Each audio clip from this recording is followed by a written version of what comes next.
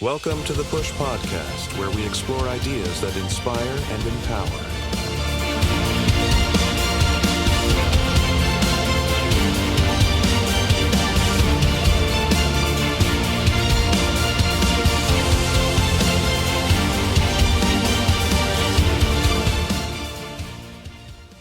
Who were you before life forced you to change? Before the pressure, before the pain, before the moment everything got stripped away. Tonight's episode is about resilience, identity, and what happens when life takes everything and forces you to rebuild from nothing. Welcome to the Push Podcast 88, where pressure creates purpose and purpose creates power. Let's get into it. Minikon, Yep. let's take it all the way back, man. All right. Who were you before life forced you to grow?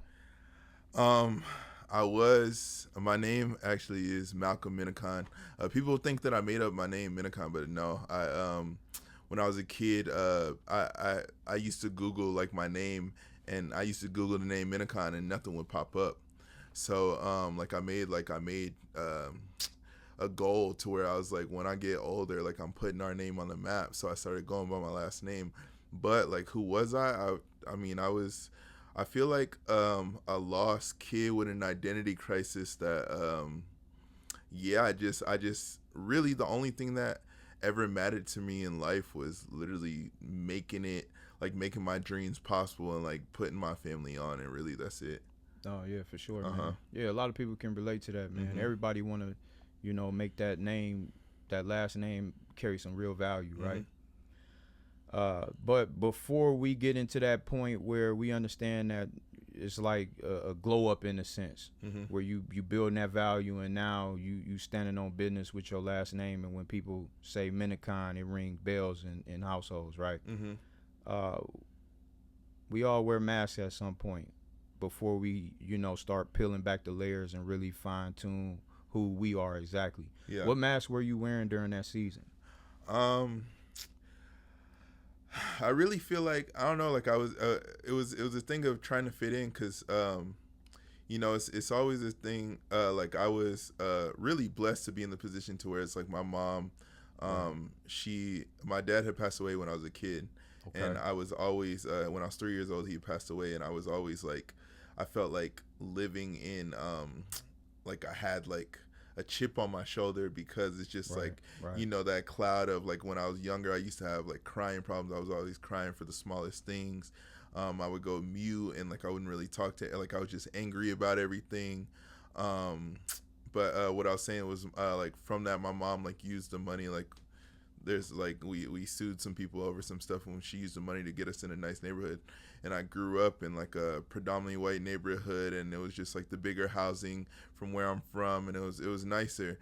And so like I feel like when I was younger, everybody was just like, oh, like he talks you proper, like he's just a white black kid. Wow. So yeah, and I feel like it was part of like growing up was fitting in, because it's like I was never good enough to be really good in with the white people, and I was never good enough to be or I was too white to be too good in with the black people. Right. And like, so it's just like, I feel like, yeah, that was like the identity crisis of like finding that, like figuring out myself. And it's just like it's like once I got comfortable with myself, everything started flowing way easier. Okay. I want to touch a little bit deeper on, so you said you kind of went mute at times, and then you was a little bit emotional. Was that all stemming from you losing your father and not kind of understanding how to express yourself? Yeah, I feel like that. Like, I mean, I still kind of, when I get mad, like I'm not a man of many words. Like still till this day, like if I do go off, that's a flag to where it's like chill out. And if I get too silent, that's a flag of don't get too close to me. So it's like I think that really a lot of that, yes, 100% still stems from that child like trauma. Right, childhood trauma. So at some point, reality hits a little different. When did you realize something in your life wasn't working and you needed to create some change, especially surrounding around, not being able to express yourself fully? Really, it's just like I mean, I started to notice, like I said, it's just like it's a thing to where it's like when I was younger, I didn't think I was attractive enough because, like I said, I was like around a lot of white kids. The white girls didn't fuck with the black dude like that. Right. Can I cuss on here? Good, Okay, bro. yeah. The Let white it girls all hang out, right? Yeah, white girls wasn't fucking the black dude like that. What the fuck? And then the black girls that I like ain't fuck with me because I wasn't hood enough for them. I wasn't doing like what I needed to do for them. So wait, what was the question? My bad. No, like far as you bottling up those emotions and feelings, you know, when did you have that turning point where you felt like you needed to change or? Oh, yeah. I needed to change. My bad, I went blank. Oh no, you good, you good. Yeah, Just came back from Coachella. I know how it go. Man, Right. Coachella was a lot for me, but yeah, I don't know. Like I said, like people didn't make me feel like I was like a part of them, so I felt like I was too, like I was over, and I was too. I've always been a really nice guy, and I've always been, I feel like in my head, like too nice to people. I would always tell my mom, like, that's the worst trait you gave me, because my mom's the nicest lady in the world.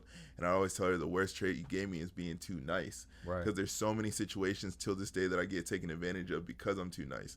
And then I feel that. I feel like really, like honestly, like in my later social media, because I'm 33 years old, and I feel like my later 20s is when I started like really trying to be a little bit more selfish and figure out what's good for me.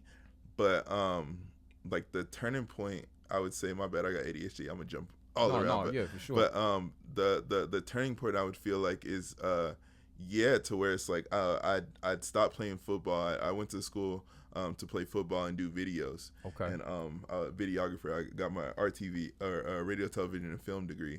Oh, nice.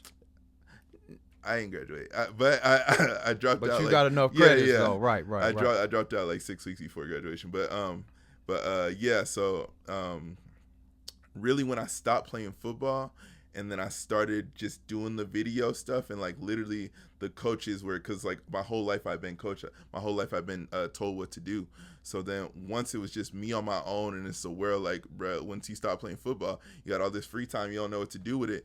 That's when I started figuring out, okay, like I got to make schedules. I got to like, like be on my shit to really make it on my own, because my whole goal of putting my family's name on was, shit, you're going to be the greatest athlete ever, and you're going to make it to the NFL, and you're going to do this. I was the number one in the state, by the way, at that time at track. So I was just like, okay, yeah, this is my calling. But then I didn't even go to, I ended up just going to college for football because I just liked football better.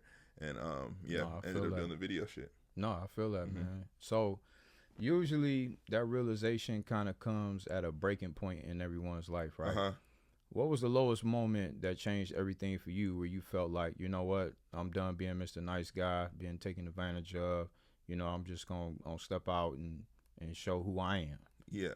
I can speak on more of as of recent than like the past, because I would say as of recent, in the like I had moved out to Long Beach, California from back from Texas after the pandemic, and I started boxing. I started boxing 4 years ago, and I was getting more money than I'd ever gotten. Like, I've been doing the social media things for years now. Right. So I had my own apartment, nice ass apartment by the water and all that stuff, and I was making good money. Right. And I'd like filled my house with a whole bunch of stuff. You walk in my house, there's posters of me everywhere. Like, it was dope. And then I stopped boxing as much because I forgot what happened. I like gotten concussed, and I didn't like box for a while, and then like I just wasn't getting fights, so then all my money just started disappearing, and LA ain't a cheap place to live in. Definitely so then I remember I got evicted out of that apartment. Damn. And then I put all my stuff in a storage unit. They texted the wrong number or emailed the wrong thing to like tell me like, oh yeah, your card that you put on file was wrong. Wow. So all that stuff was gone. Like, thousands of dollars worth of stuff was gone. So I went from the 3 years of like living the glory life, like with the girls, making the money, boom, boom, to like literally I lost everything. And that for real was like and then I was drinking, partying, a shit ton like that. But Yeah, literally, I remember it was New Year's 2024. I woke up, or I was drunk as hell one day Okay. on a yacht at a yacht party. Shout out to Bella Danger. She invited me to her little yacht party. Was at that, drunk as hell. Had a realization. I talked to this girl that she was like living a lit life too, and then she was just like, "Oh yeah, yeah." She was like, "No, I don't drink." Like, and because I was trying to make her drink, and I was like, "What?" And me and her had that conversation on the boat, and she was told me the reasons why she doesn't drink it. Like, she's like, waking up with the hangovers doesn't make sense. Right. I'm already living a cool life, so it's like, why do I even need to like get drunk if like and if I'm not having fun around my friends already with being sober, then it's like, should I really even be in this position? Boom, boom. Right. So literally I think it was New Year's 2025. I like woke up the next day and like I haven't touched alcohol since. And I just been deep on my shit with training. Right. And like the boxing and everything and social media. I've been like, doing better on there because I've been doing social media for the last 10 years. But I feel like yes, I went viral like multiple times before, but like this is just me though. Like I don't really. I've always needed my friends around me because like all my friends have following, so I feel like I've always needed them around me to get good numbers. But now it's like I can go on a deserted island and like do numbers because I'm like locked in now. I know how the whole game works now. Right. No, I feel that, man. Yeah. So that was really the wake up call for me. Okay. So in those moments, we're all telling ourselves something. What lie were you believing about yourself during that time prior to where you felt like you needed that that camaraderie or that your friends around you in order for you to be, who you portraying yourself to be? I think the biggest lie was that they want me to be as successful or as big as them or bigger than them just as much as I want myself to be successful and I want them to be successful. And because I feel like I'm always a person that I want everybody around me to grow. Like I want everybody to be lit because if they're lit, we're all more powerful as a group. But I can never find another person like that. Like you can always find a person that like thinks like that because they're smaller. Right. And then once you start helping them out, they get up, then they're like, nah, they're like, mm-mm. So that's the lies that I would always tell myself is just like, yeah, like you help this person out, boom, boom. Like once they get there, trust me, like they gonna pick you up even if you like, you put them on, but like, nah, it's never like that. It's not, trust me, I put a lot of people on this industry, a lot of people. Yeah. Man, that's deep, man. I appreciate you sharing that with, everybody that's listening in on that, man. You got to be wary of the people that you have around you because not everybody that's really there to support you in your upcoming. 100%. They just may be piggybacking off you in a sense to where they get to a certain level and then they gonna flip on you, flip-flop. 100%. People are only here for what's gonna benefit them. Right. No, I feel that, man. For me personally, I've ran into a lot of people like that, and the good ones are far few in between. Mm-hmm. But you gotta really not necessarily search, but just have that personal gift of discernment, I call it, where you can feel that vibe of that person, and innately, your inner you would tell you if this person you need to fellowship and connect with them and continue to move forward. 100%. So, and be real with us, man. Were you facing it head on or were you hiding from it?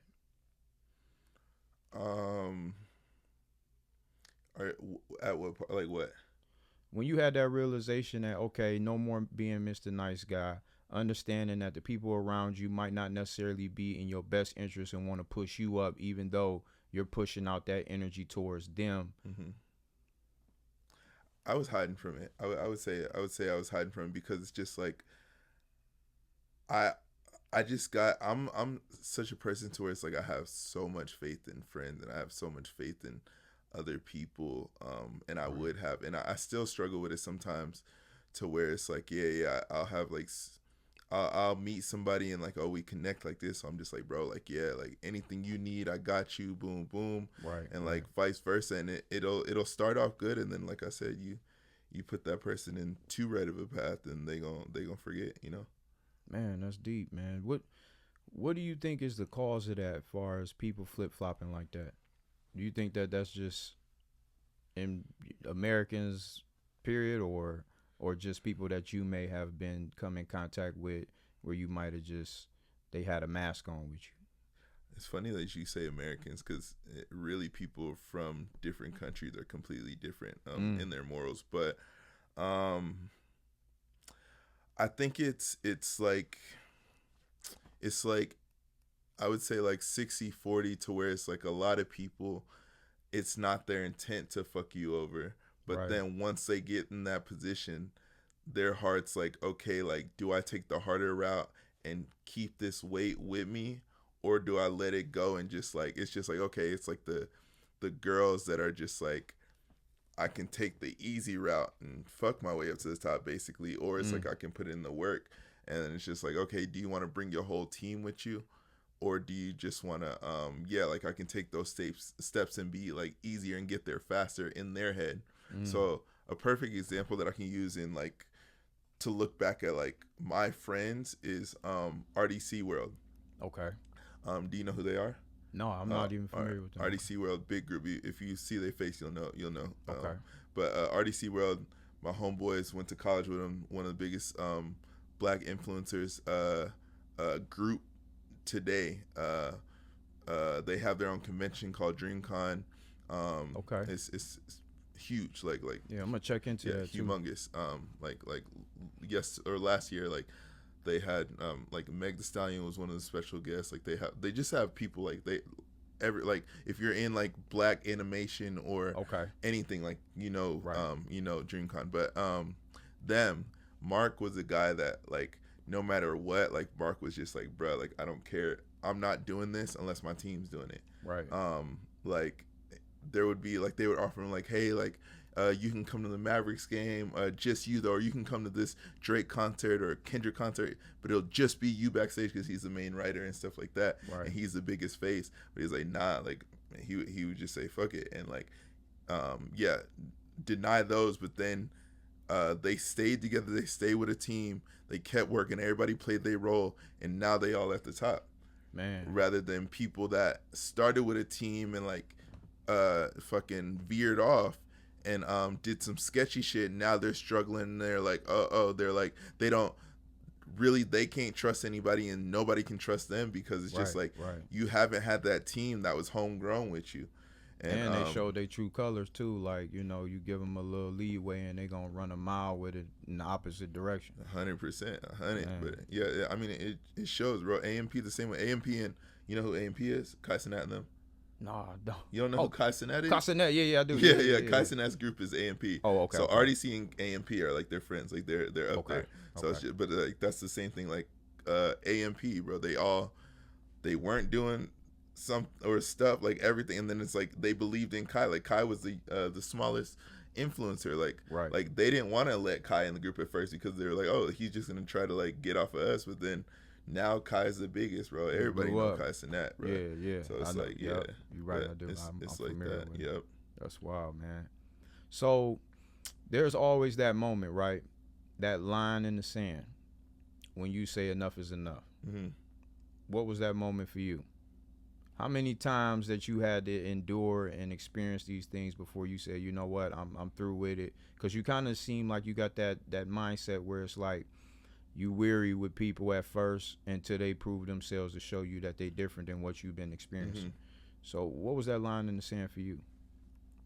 That moment. Really, it was when I lost everything after the like boxing, like when I lost everything in my apartment in Long Beach. Okay. And like even like bro, I'm still like those are still my guys in Long Beach. Like I was loyal to that gym, and even when I was going broke, I was still staying over there, paying the money that I needed to. Right.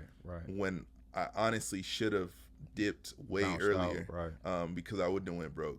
But like in that moment right there, it was just like, bro, in my head, it's like if it ain't for my family or like really, it's just if it ain't for my family, like I got my immediate friends that I do things for, but like my family's the most important. Like I don't really, like it's nothing to like.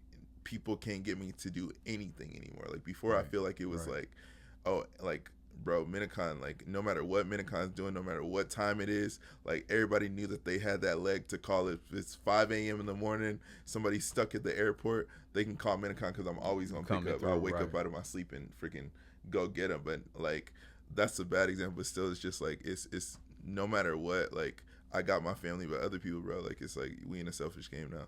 No, I feel it. Yeah. I feel that. Mm-hmm. So, and from that moment moving forward, what did pushing through actually look like in your life day to day? When after you lost everything, you figured it out, you had to understand that you had to move a little different. How things look for you moving forward from that low point? So I remember, I'm a person that, you remember when I said when I was younger I used to cry a lot. Right. I'm a person now it's super hard to get to cry.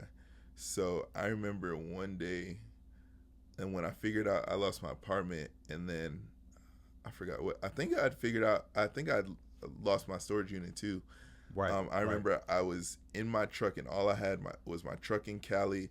My bank account had like probably like $30 in it, and I'm just I still got 1.3 million followers or 1.6 million followers in total, but what is that to, like, bro, it's not monetary, you know. Right. So then I'm just like in my car, and I just remember, like, I just like, oh yeah, I was in practice first, and I was hitting mitts, bro, and I just looked at my coach, and I don't know what it was that switched in my head, and I just like stopped, and I walked away. He was trying to talk to me, and I just walked away and went to the car and broke down.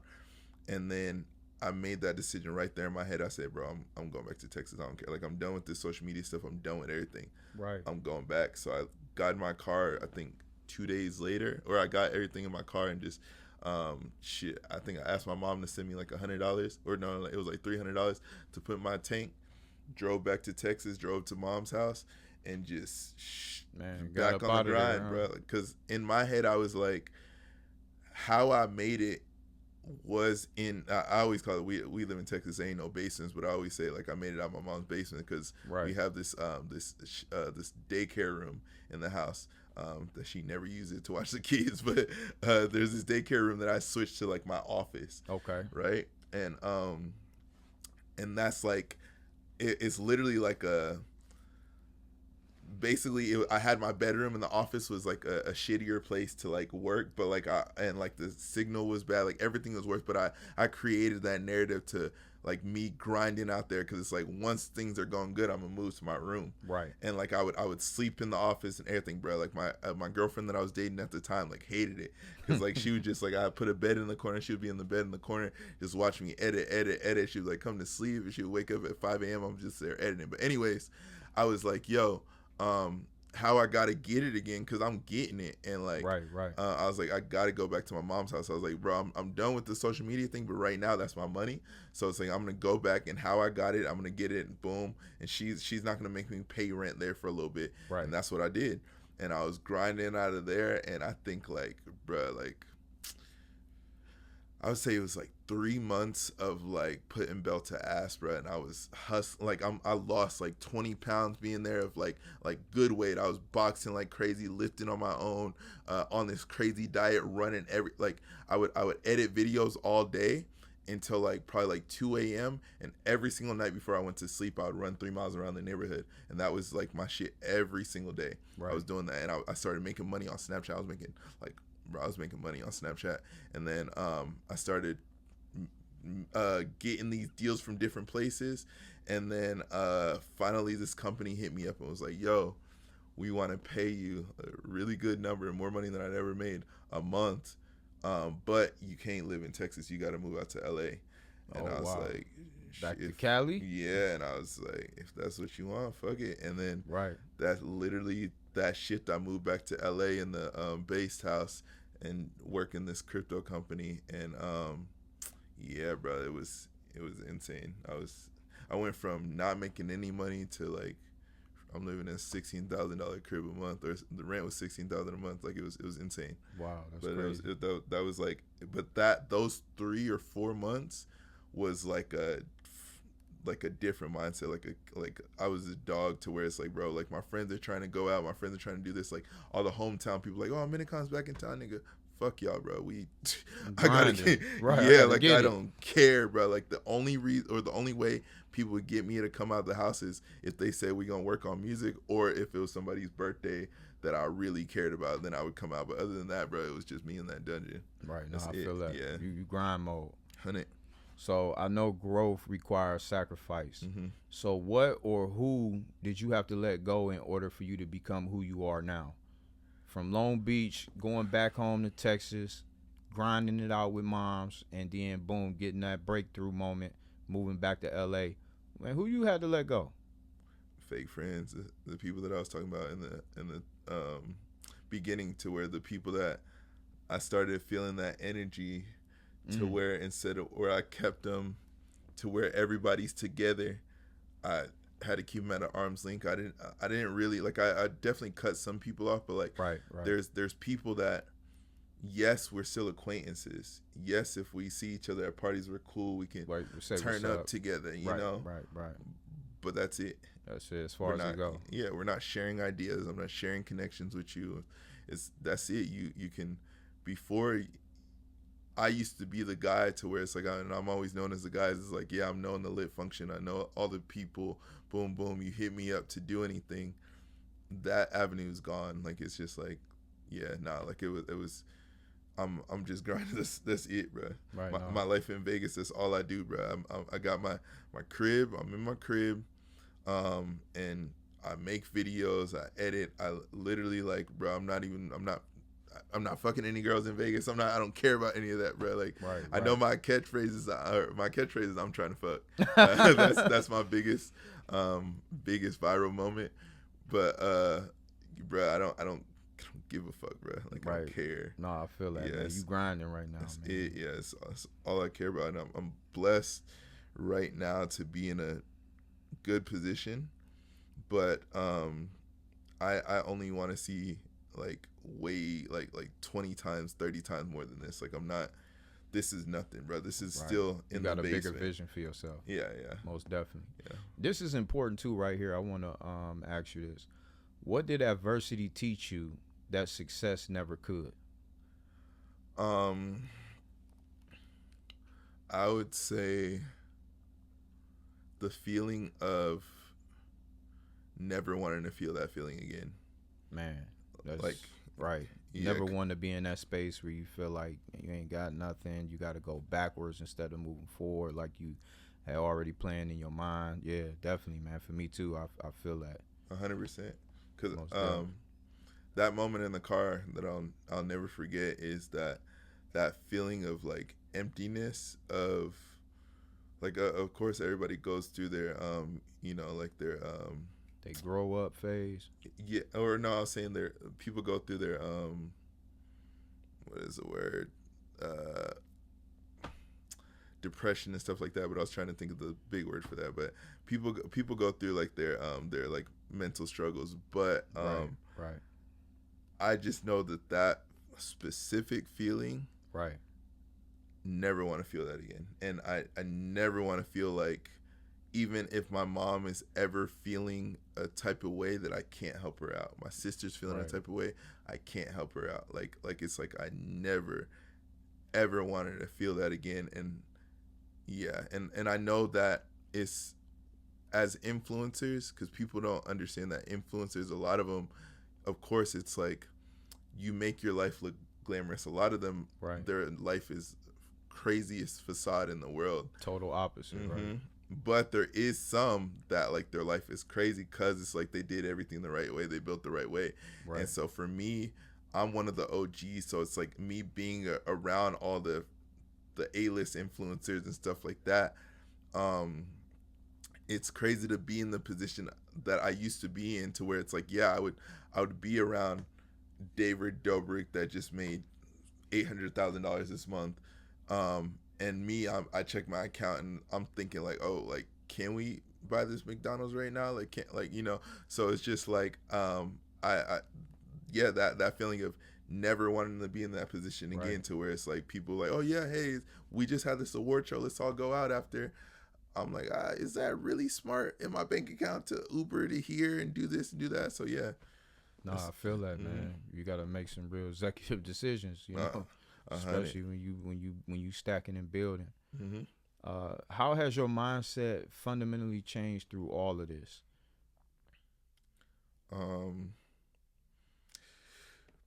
I would just say, it's just like the pyramid of what's important or not. Right. Is stacked differently, you Right. know. Really, I feel like the biggest thing that I've learned is, you know, consistency is key. I've always said it, but I've never, or I'm not going to say never, but it's like I never consistently put it in action. Right. So Right. then, but the consistency being key to build that foundation, and the biggest thing is building the foundation. So it's just like, being consistent with everything I do, which is diet, workouts, posting videos, Most def. like who I keep around me, like Who you keep around you, man. Yeah. That's key right there. 100. Man. Even the girl that I communicate and talk to now, like I said, people know me for being around girls, and you know, I'm around a lot of like bigger name models and stuff like that. Right. And but it's not even really a sacrifice, but it's like I don't care about that life anymore. I'll still be around and I'll still kiki and talk to people for sure here and there, but it's like that's it, bro. As soon as the cameras turn off, bro, like I'm like, okay, well, you good? All right, bye. Like I'm going to the crib. Like if you can come over for a video, and then I remember this one time, me and this baddie, bro. I had her over my house, my LA house. I had her over the crib, and we had streamed, and then the stream ended, and I remember she laid on my bed, and she was just like getting all comfortable. And I looked at her, and then I just sat down, went to the computer, and started editing. And I was like, all right, like, cause I was like, bitch, I'm not in that mindset right now, bro. You can call me gay, you can do whatever the fuck you want to do, but all I'm in is a grind, get this bag. They're gonna always be there, and once you're at that level where you're up, and I've seen it, right, they're gonna triple, double, quadruple. So it's like I'm not focused on right now. I'm not working for the right now. I'm working for that man in the future. Right. So yeah, Right. and that what my family is going to be in the future. I can't think about when I get these little wins right now that's anything. I don't celebrate those little wins. I know that people say like, oh, you gotta celebrate your wins. Stack, right. They do, but fuck that, bro. Like you got a vision. That's my win. My win is everybody that my immediate is good, and we gonna get that. Man, that's deep. When you said that, man, Michael Jackson, Man in the Mirror, like popped into my mind. I was like staring that mirror, and I want to like what I see. You feel me? Can't do that with the distractions. 100%. For those listening right now, make sure y'all remove them distractions so that you can get to where you need to go. 100, yeah. With that being said, man, looking back, would you change any of those experiences, or did they make you who you are right now? I ain't gonna cap. I would change a lot of things, but they 100% made me who I am, and I could say though that no matter what, like I said, with all stemming from that childhood trauma and that childhood mindset, right. I would have got there, and I would get here, no matter like. Basically, if that stuff didn't happen, right. Either way, you still would be where you are. But this made me a stronger version of it. Right. Yeah. It made you tougher, more resilient, more knowledgeable. 100%. Absolutely. I definitely want my stuff back. no, for sure, yeah, man. It definitely hurts to lose things, man. I've lost a lot of things in my life too. Yeah, bro. That was sentimental and close to me, man. But you know what? We always being set up to gain even more and have even better experiences, right? 100%. And I totally look forward to that. Thank you. Let's talk about now. Who are you becoming today? I'm really still figuring out exactly who I am becoming right now, but okay.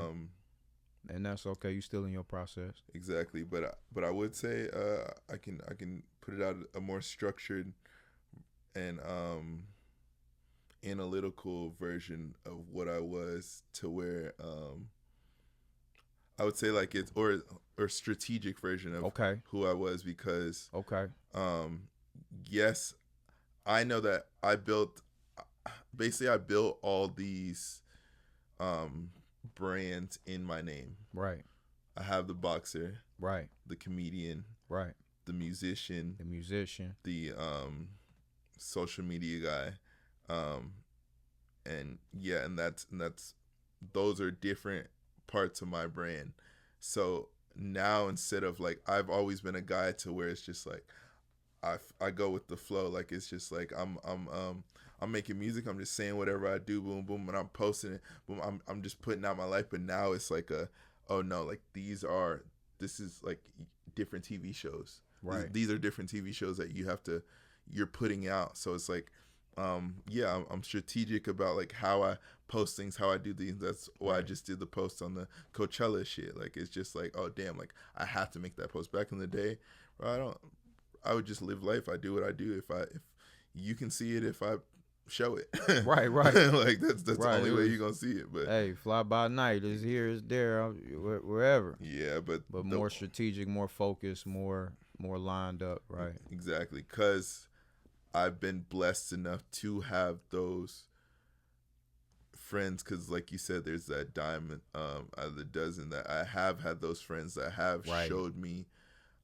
They was in your corner. They was down for you. Yeah, and they showed me what it takes to get to that other level. Right. Because surprisingly, and it's crazy how this happens, is because like the friends, like I said, that I grinded with from the jump, and like we got things, we got a lot of shit together. We basically like made it out of the slums together, blah blah blah, and we used to make a lot of videos together that like turned their back, or like they just like, you know,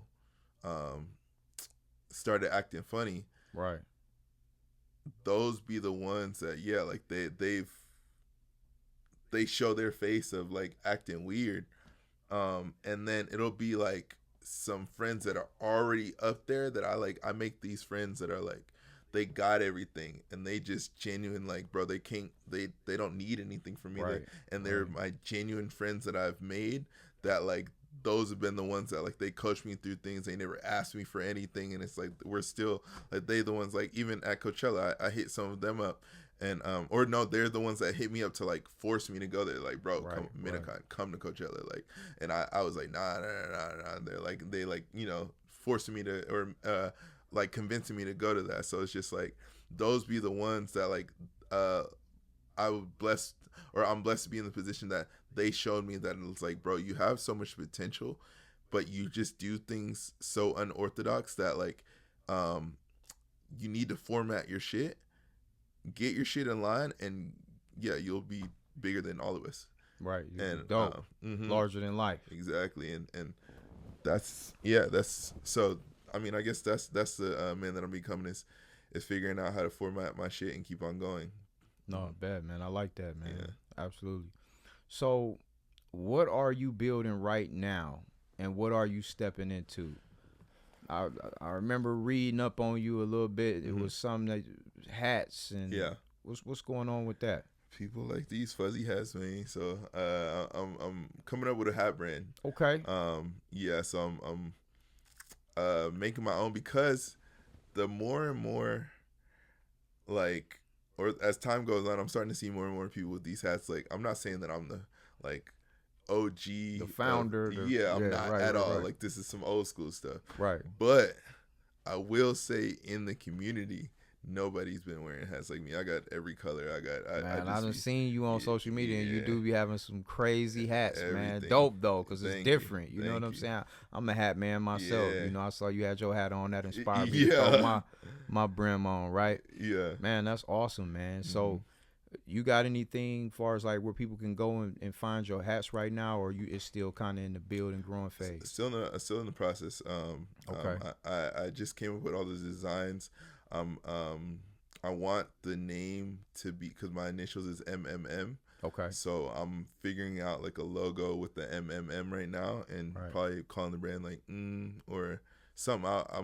I'm figuring all that out. But yeah, I used to have a do-rag company called Smile Merch, and that was pretty successful Okay. during the time, but that was do-rag, so it's like I'm used to the headwear. Right, so, for sure. Yeah, this is gonna take off though. This is gonna take off something different. Okay, bet. So because motivation comes and go, right? Mm-hmm. What drives you on the days you don't feel like showing up? Not going back to that point, man. I'm telling you, that's the root of it right now. That's remembering that remembering Long Beach. that. Yeah, like man, that just that level of like that. I know I still call it to where I do have a blanket. I do have, because by the way, like I put it out there that we had money and or like lived in a nice neighborhood, but it's like my family, we lived in a nice house, dirt poor.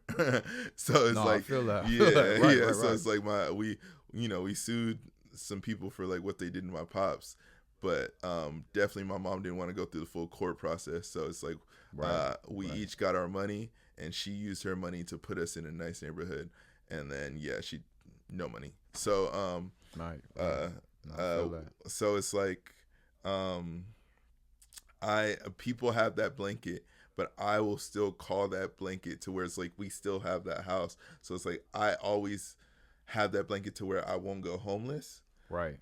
But I always convince myself to where it's like I don't have anything. You don't have it, right. Yeah, you need that fire under you to keep pushing forward. Yeah, you got to trick yourself sometimes to be like, on that. You don't have, like I said, I used to trick myself to where it's like, oh, I don't got that like bigger room upstairs. I got this like little dungeon that I be in. Right. So I'm never going back, bro. Like I never want to feel that feeling in my stomach to feel like, dang, like what are you gonna do? Or have that feeling of, man, like what was this all for, man? I've been doing this for really making videos since I was 15. I'm 33 years old. So it's like, was this all worth it? But that ain't, I don't know. The world will never know, because I'm gonna be as successful as you focus. Yeah, 100. Moving. 100. All right, so thinking about, the viewers out there that's going to be listening in, watching this, who do you feel called to inspire through your journey?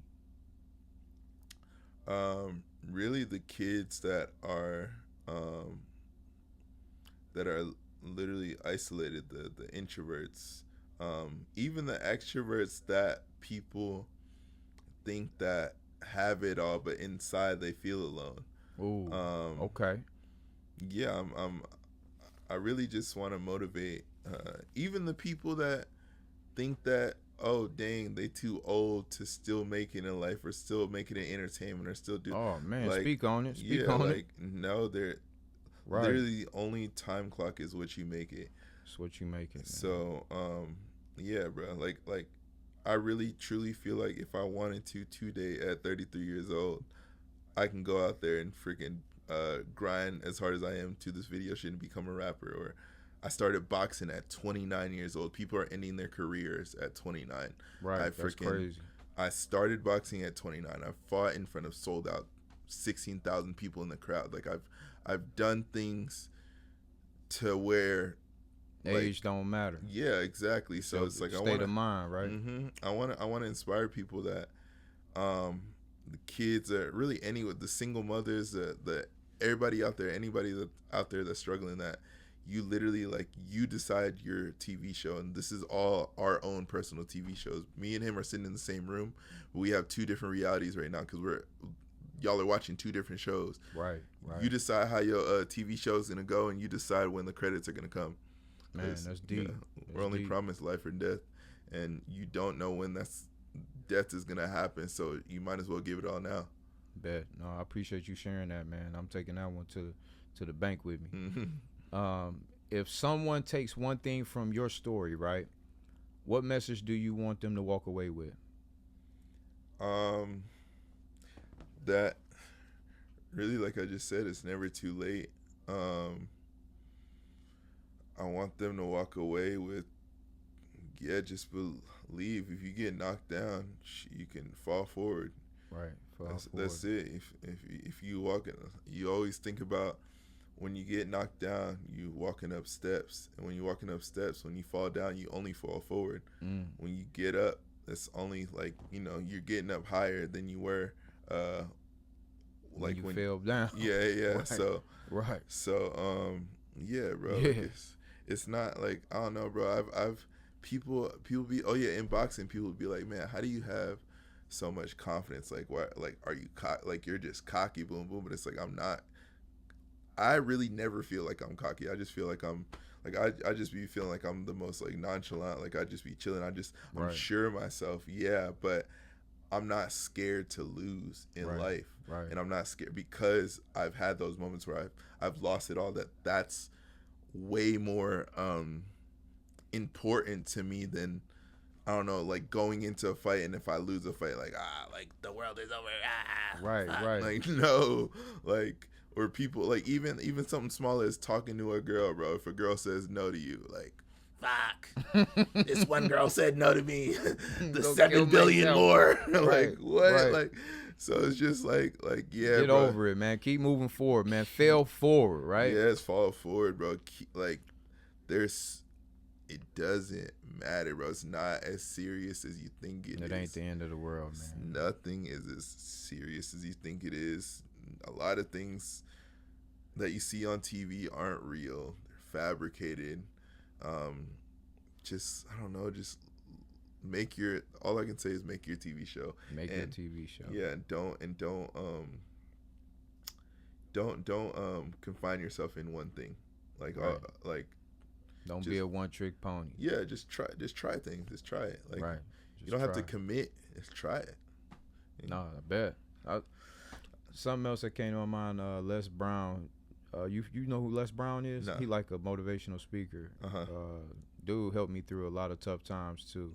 I listen to a lot of motivational speakers just to help keep me motivated and pushing through my life. And he said that when you fall down, if you can look up, then you can get up and keep moving forward. So when you were saying that, it was just running through my mind that he used to say that. Yeah. So how are you pushing others forward today without even realizing it sometimes, you think? Really just, I would say, like, as cliche as it sounds, my social media, people watching my story, especially the people that's been following me for a long time and seeing where I came from and seeing, like, you know, the past. Like, it's just like I think I journey. Yeah, and I push limits on myself. Like, I do a lot of things on my social media that people that look like me aren't supposed to be doing. Right. And like, yeah, like, I like that. Push them limits. I'm strategic about what I show. I show things for a specific reason. I even as something small as if the whole white girl thing. Like, I went viral for this they call me the Winter Soldier, or I call myself the Winter Soldier, but I say, like, oh, people were calling me the Winter Soldier, and it's just like, I can chill with freaking 10 Latinas, black girls, this girl in a day, but then if the agenda right now is the white girl thing and people are looking at it, I'm only showing that on my social media because that's my TV show. Right. That's what I'm living. So it's just like, yeah, live your TV show. Live your TV show, man. I promise you I'm holding on to that, man. You got to, bro. Let's talk about the person watching right now, right? The one who feels stuck. What would you say to them directly? Get up. Get up. Get up. Y'all heard it. Minikon said it first. Get your ass up. Get up, man. You feel stuck. Honestly, run, man. Work out. Eat you. Man, I hate that so much of the stuff that I say sounds cliche, and it sounds like, like it's just some stuff you can read in a book, but they wrote it in the book for a reason. It works. Because move your body. Yes. It works. You start, like, and I'm not, bro, I live an unhealthy life sometimes, but when you eat healthier, you feel happier, you feel good, like that cloud is off your head. When you work out, that, like, when I started boxing, I told you I grew up with anger problems. I started boxing, letting all my anger out in the bag. I'm more of a peaceful person. People trying to fight me in public, bro, I just laugh. Like, I look at them like, now I know how to fight. You try to fight me in public, I can catch a charge, but I'm like chilling. So it's just like, but it's like I let out all that aggression with working out. Right. Freaking, I be letting out all my aggression. Like shit, my fucking with working out with sexual frustration. I let all that shit out in the gym. Like I be good, girl. Talking about, can I come over? If I'm not working, I ain't gonna lie. I ain't acting like you know, girls are just out of my life. Right. But yeah, but I'm saying like it's bro, like there's so much things that you can do to get out of that rut feeling, to where it's like the most simple thing that I tell people is go outside and go for a walk and start eating a little healthier. Right. And in a week you gonna just feel so good. Like something real quick is just came back from Coachella. That was a great performance. Justin Bieber, shout out to you. And I was like, all right, fuck it. Like I haven't eaten bad in a while. I hadn't eaten bad in, like since I moved to Vegas. Right. Fuck it. We eating everything under the sun. So cause I don't really eat carbs like that. But yeah, I was eating burgers. I was eating anything that was in front of me. Right. Came back yesterday. Felt like shit. And then my family came in town, cooked for them, cooked fried rice, more carbs, but it was like healthier since I cooked it. And then went to boxing practice today, felt so sluggish, felt like this cloud, this eeriness on me. Like even like last night, like I didn't even have enough energy to what was it?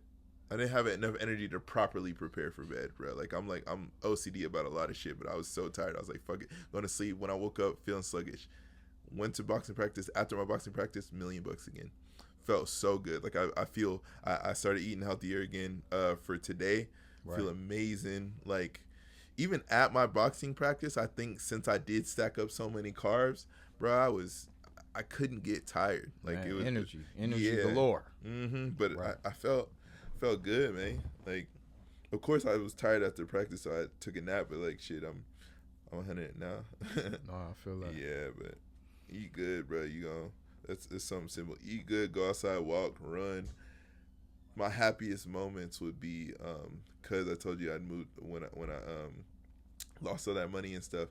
I moved back to my mom's, and that's my family neighborhood that I grew up in, or that's my childhood neighborhood. So it's like running those 3 miles. I'm running around where I grew up, right? And like I don't know why that was just such a euphoria to me, that like it like felt like I was on drugs. I've taken drugs and shit before, and that feeling was just as good, bro. Like wow. I promise you, were being like just run, and I would do it every single night, and it would be painful like toward the end, of course, but then after, when I would do my walk to like regain like to recover, right. Like bro, I was just so happy that I accomplished it, and every single night it would be that euphoria feeling at the beginning and end every single time. Wow. And I got addicted to that, and I was doing it. And the only reason that I stopped doing it every night was because I moved to LA.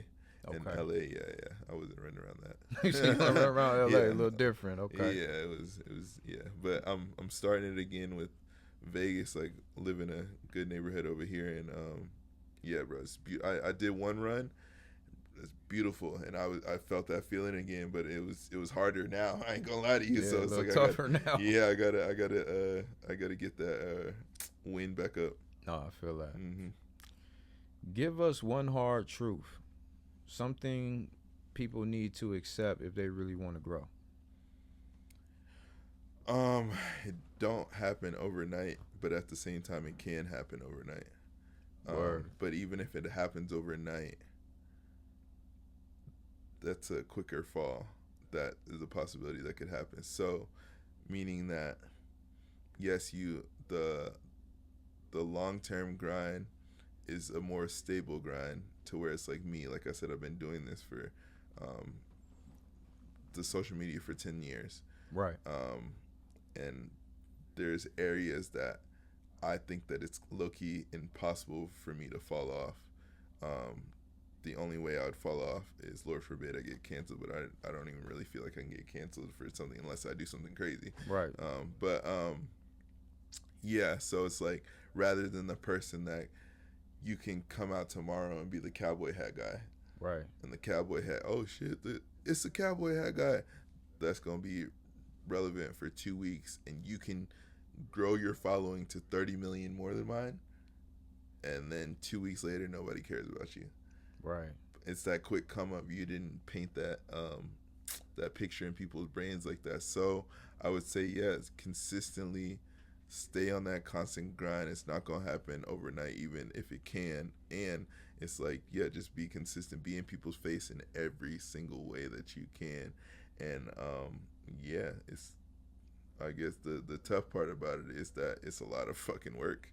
Right. But right. yeah, people just think that social media is a thing to where it's like, oh, it'll work. Like, it's like, and the newer social media apps tease you with TikTok. You'll get that your account's new, and then you'll get a video with 40,000 views, and you're like, oh my gosh, like, but TikTok's smart, and they're just creating a dopamine in you to where it's like you keep on searching for that 40K again. Getting that high. But yeah, you can't. If you're getting 300 views, you got that 40K, and now you're getting 300 views for the next 100 videos. Shit, you better post 101, and that 101 could be 100 million views, you know? So, right. Yeah, never. That's that truth. You just never stop, bro.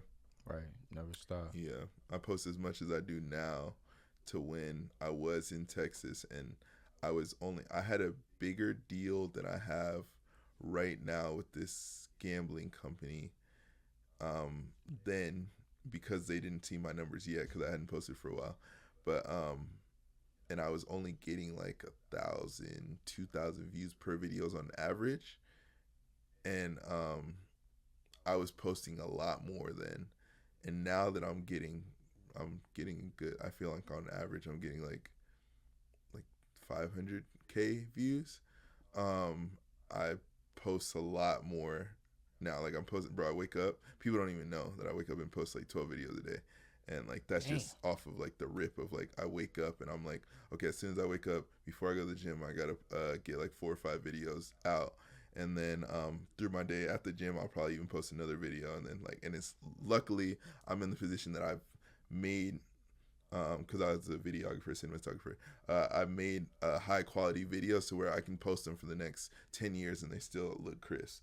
Man, that's wild. Yeah, so there's a lot of videos that just went viral now that I made 6 years ago, and people think that I made it yesterday. And luckily, fucking, we're black and we don't crack, so I still look the same in the videos. Man, that's deep. But bro, I just hit a video last week that I think it's at like 3 or 4 million right now on my main thing. That yeah, I made that video in 2018, and I think the next day I posted a video that at like 2 mil that I made in 2018, and like people are just like, oh my gosh, what's this girl's at? Like, who is she? Blah blah blah. But like, she look different now, but I look the same. Like, right, that's wild, man. Yeah, but it's like people be thinking that all these videos are new, but I always try to shoot everything high quality, because I know I'm a motherfucker that if it didn't go viral now, it can go viral in the future. There's always a time and a place. You never know. Nah, I feel that. Yeah. Nuggets to hold for those who are listening in. Mm-hmm. So after watching this episode, what's one action someone should take immediately?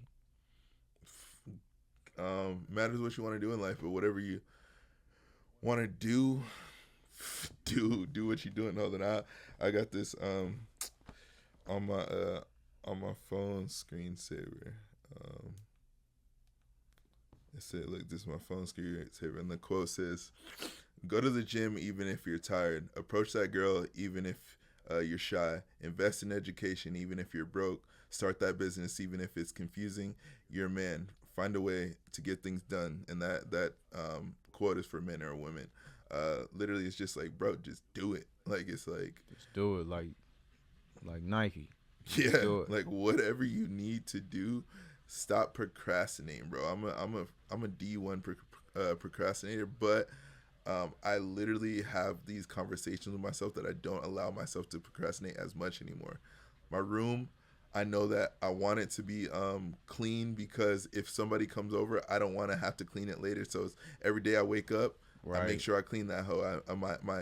My videos, I make sure I set them on schedule before I leave, because I don't want to be busting my ass and posting all week. So I have that shit set up to like when I'm on it right, I have it to set up to post every 2 hours. Like, it's different. Like, just do whatever you need to do. The girl that I want, bro, if I'm at a party, sometimes, I'm not going to say this happens every time, but most of the time when I'm at a party, if I want to talk to freaking Kylie Jenner and Kylie Jenner's in the corner, bro, the worst thing that can happen is Kylie Jenner get her security beat my ass. But nah, the worst thing that can happen is she has a conversation with me, and or she has to do something and walks away. But bro, like, just do it, because I will never, my bad that I always just be telling these stories, but I will never forget this moment right here that made me. There's certain moments, I would say, in my 33-year-old life that I will never forget. And this specifically, I was in 6th grade,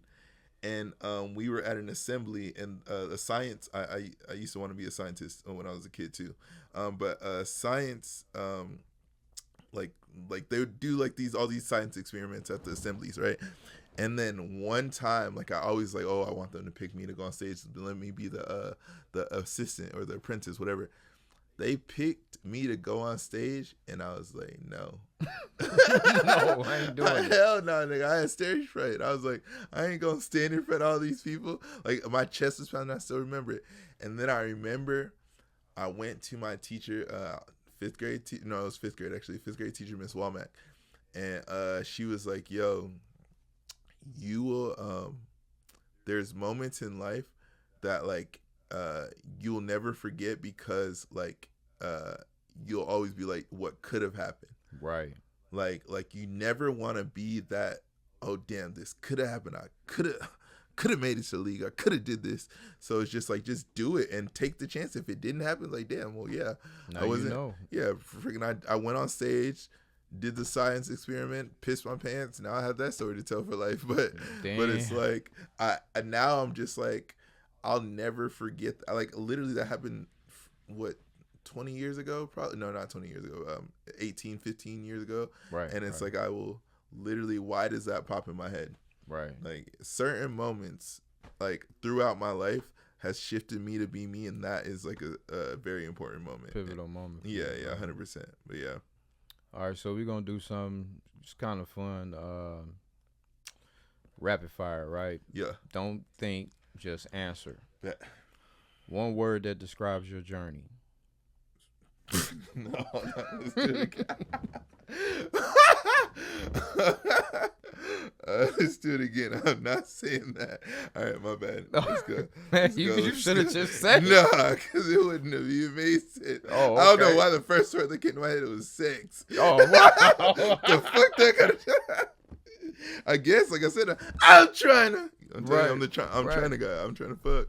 But I guess, okay, well, yeah, we gonna go sex, whatever. All right, let's go with it. A quote you live by. Just do it. A habit that changed your life. Consistently posting every morning. One thing people get wrong about you. That I'm an asshole. One thing you're still working on. Consistency. Okay, bet. You can always be better. You can always be more consistent. True. Man, this right here, this is what the Push Podcast is all about, right? Mm-hmm. Pursue until something happens. You don't have to be perfect. You just have to keep going. Mm-hmm. To everyone watching, if you're in a season of pressure right now, understand this. That pressure might just be shaping you into the person you've been praying to become. This is the Push Podcast 88, where we don't fold, we push. Let's fucking go. I'm trying to. Thank you for tuning in to this episode of The Push Podcast. We hope you found inspiration and valuable insights to help you on your journey. If you enjoyed the conversation, please take a moment to like, subscribe, and follow us on social media for more updates.